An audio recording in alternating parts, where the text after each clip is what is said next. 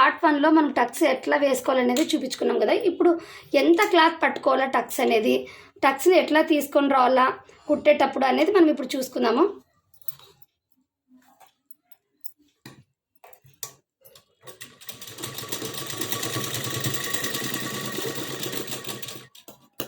ఒకసారి చూడండి, టక్స్ ఇట్లా పావించులో ఉంది.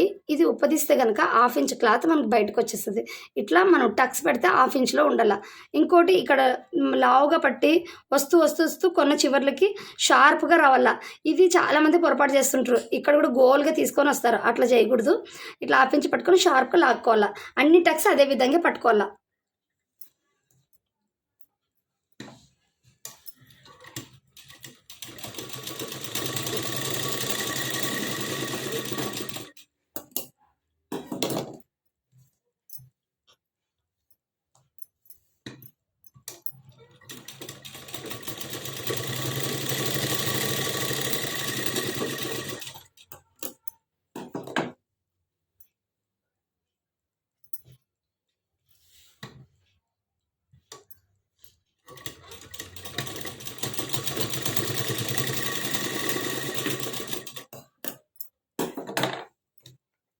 ఇది